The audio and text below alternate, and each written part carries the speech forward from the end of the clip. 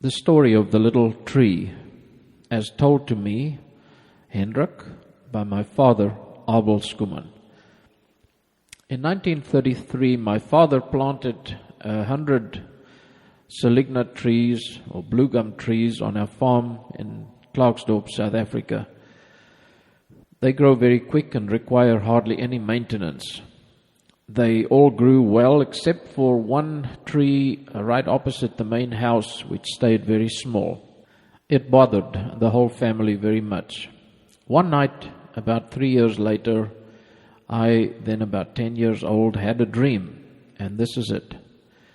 I walked out the front door of the house, across the road, straight to this little tree, and started to talk to it. Why is it that you are not growing like all your brothers who are now 3 times as tall as you? We are really concerned about you. Are you sick or is something wrong? To my amazement, the little tree answered me and said, "You shouldn't be concerned or worried about me. You see, I am growing, at least as much as my brothers, but I am not growing where you can see. What I'm doing is using all my resources to send my roots down deep until I find a constant source of underground water. I'm also wrapping my roots around the rock, and that's pretty deep, so it takes time, a lot of time.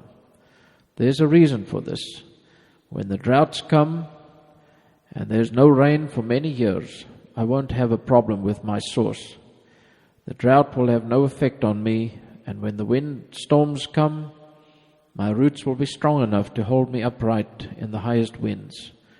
So you don't have to be concerned about me. I'm doing just fine. You wait and see." I woke up from this dream and forgot about it for many years. Hendrik recalls. Growing up on the farm during the 1950s and 60s, I remember well the droughts that caused many of those same trees to die. I also remember the windstorms we would get and witnessing many of those trees literally plucked out or pushed to one side by the wind until their roots could not hold them any longer. They'd be flattened by the force of the wind. Years went by, and about 1993, Dad and I stopped by the ruins of what used to be the old house they lived in. He told me the story, and we looked down the lane where about 100 of these trees were planted so many years ago. Most of them had fallen over, some had been struck by lightning and were dead, while others had just dried up and died over the years. There were probably about 10 or more still standing. Most of them around 40 or 50 feet high.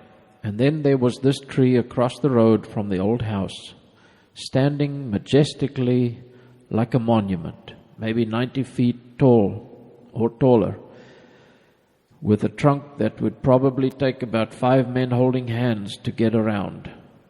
I was stunned when I heard the story and then saw the tree.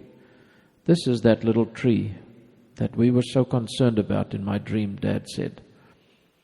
It's obviously had its priorities right, and we never had any reason to worry about it.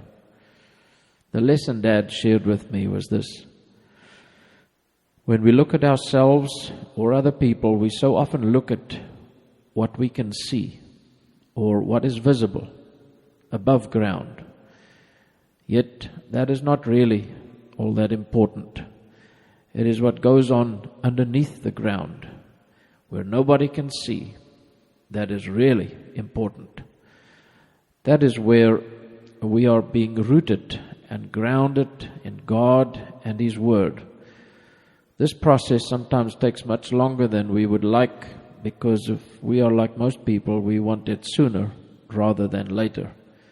But if we keep our priorities right and apply patience, the end result will not only make us strong, but it will bring glory to God and be a powerful witness to those around us.